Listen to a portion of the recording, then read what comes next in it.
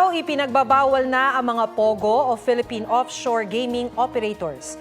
Ipinagutos yan ng Pangulo sa kanyang ikatlong State of the Nation Address. Binigyan din ng Pangulo ang posisyon ng Pilipinas sa West Philippine Sea at binida ang anyay epektibong stratehiya ng kanyang administrasyon sa paglaban sa droga. May report si Ivan Mayrina. Scamming, human trafficking at torture.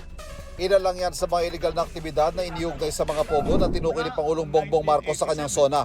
Kailangan nang itigil ang panggulo nito sa ating lipunan at paglalapastangan sa ating bansa. Effective today, all POGOs are banned.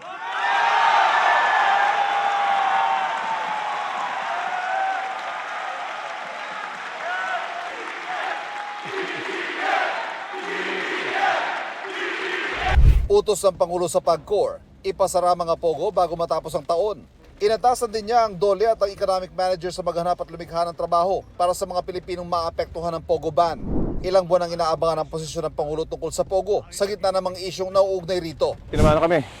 Kaugnay naman sa usapin ng West Philippine Sea, patuloy raw natatahakin ng Pilipinas ang landas sa kapayapaan at pagsunod sa rules-based international order, sabay giit sa karapatan ng bansa sa karagatan nito. We continuously try to find ways to de-escalate tensions in contested areas with our counterparts without compromising our position and our principles. Ang West Philippine Sea ay hindi katang-isip natin lamang. Ito ay atin. At ito ay mananatiling atin hanggat nag-aalab ang diwa ng ating minamahal na bansang Pilipinas. Special mention ang mga humaharap sa hamon ng sigalot sa rehiyon.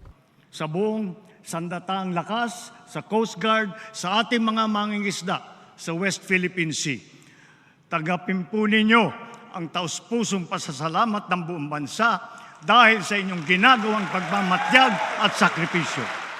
Pagmamalaki rin ng Pangulo, epektibo ang kampanya kontra droga ng kanyang administrasyon na tinawag niyang bloodless. Our bloodless war on dangerous drugs adheres and will continue to adhere to the established 8 E's of an effective anti-illegal drug strategy. Extermination was never one of them. May tulong din ng gobyerno sa mga public school teacher.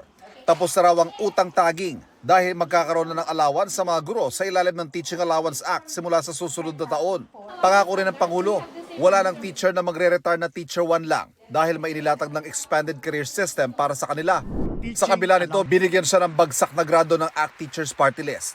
Bigo raw ang Pangulo na talakayan ang pinaka-importanting issue, ang 50,000 pesos sa entry-level salary para sa mga guro. Nanawagan din ng Pangulo sa Kongreso na busisiin ang Electric Power Industry Reform Act o EPIRA Act. Hirap na raw kasi ang taong bayan at maging mga negosyante sa mataas na presyo ng kuryente. Ibinida rin ng Pangulo ang patuloy na pagsasaayos sa mga tren, paliparan, pantalan, mga expressway at tulay na makatutulong sa mas mabilis na pagbiyahe ng mga Pilipino. Sa gitna naman ng mataas sa presyo ng mga bilihin, target daw ng gobyerno na gawin ng permanente ang Kadiwa Center sa bansa. Ivan Mayrina nagbabalita para sa GMA Integrated News. Huwag magpahuli sa mga balitang dapat ninyong malaman. Mag-subscribe sa GMA Integrated News sa YouTube.